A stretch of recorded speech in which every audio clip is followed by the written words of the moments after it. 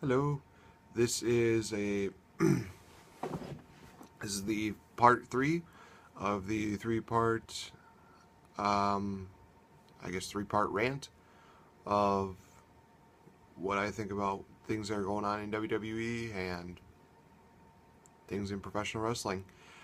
Again, guys, if you feel like, I should hit a topic that you want me to talk about, please message me.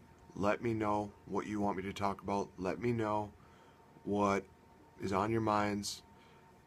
I'm more than willing to talk about it. Now, for this final part, I had a hard time thinking about a good subject, so I figured that I'd talk about some of the WWE's fails, especially when it came to superstars and people who they've had for a long time and they just missed an opportunity. One of the main ones that I think people will definitely agree on as a missed opportunity was Christian. The reason why I say that was because I started watching wrestling at the age of 14, and I watched Christian come back. He had a great ladder match with Chris Jericho at Unforgiven, and for a while he started, getting that main event push, especially when he made the jump from Raw to SmackDown during the draft. He was in the main event matchup the first night there, and he had great matches with Booker T, with and the and then he had a good feud with Chris Benoit and Orlando Jordan in a match for the United States Championship. And then after that, he left. He left because he was not. I think he was because he was burnt out. He was not too happy with how things were going.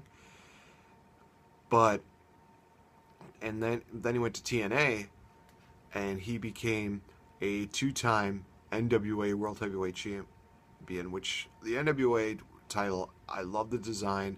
I love the history that's behind it. The Ric Flairs, the Ricky Steamboats, the Dusty Rhodes, all the people that held that title. The NWA is still prestigious to this day. I mean, it's been going on for 66 years.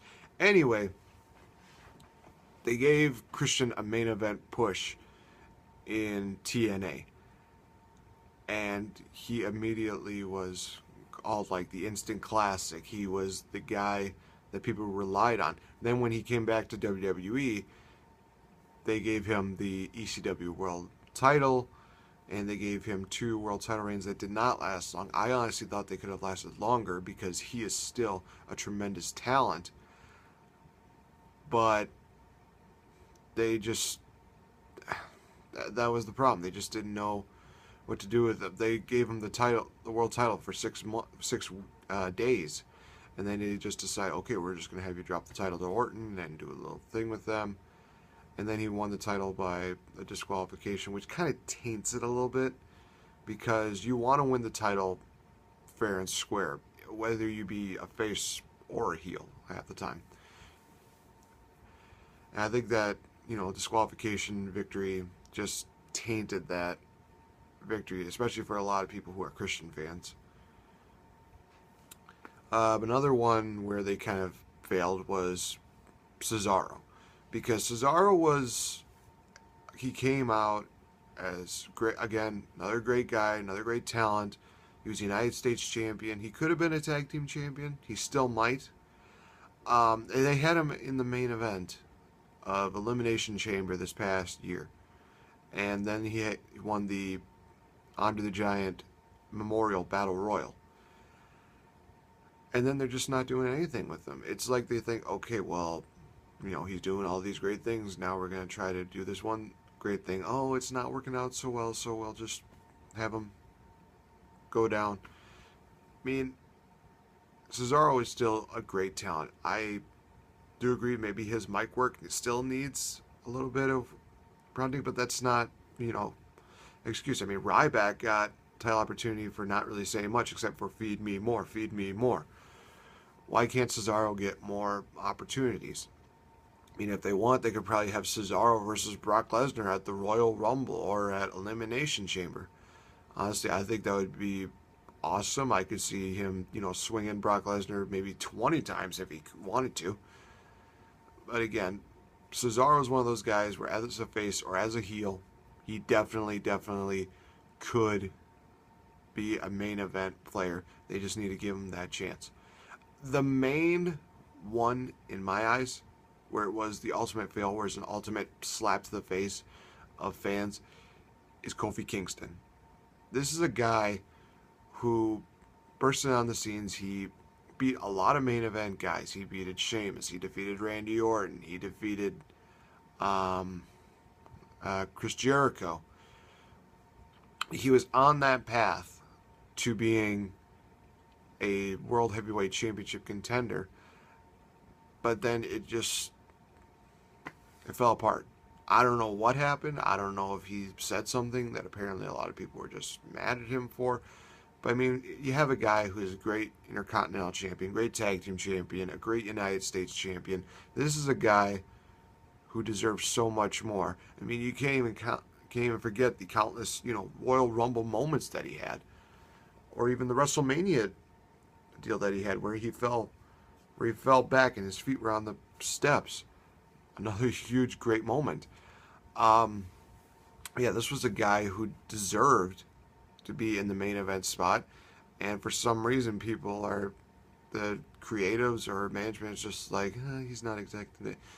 My issue is that they haven't had somebody of African American descent be the WWE champion since in my view, The Rock. I think it's long overdue. I mean, hell, you look at somebody like Ron Simmons. The day that he won the World Heavyweight Championship, I believe it was in WCW or NWA. I have a hard time remembering. But so many people were happy about that. And I think, having somebody like Kofi Kingston, not only for his athletic ability, not only for his background, but also because he's a hard worker. He deserves that spot. I'm not saying that what he's doing right now isn't bad. I think it's pretty entertaining, really, and it gets the fans, on their feet, and they're enjoying it, because that's what Kofi likes to do. He likes to have fun. He likes to entertain the fans. But I think he deserves so much more than what he's getting. So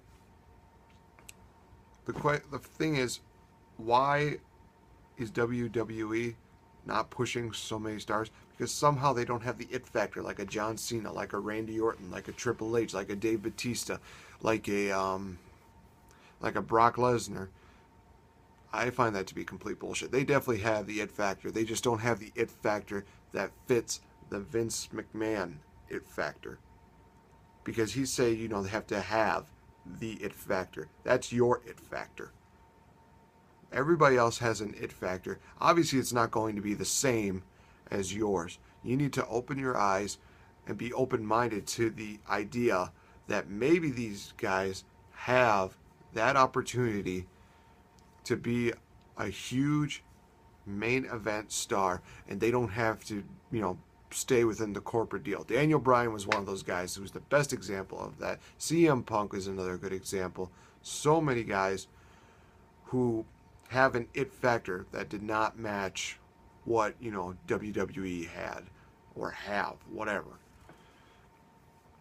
So WWE really needs to think about, their it factor deal, and they need to give these younger guys an opportunity to prove that they deserve to be in the main event spotlight. Give them that chance.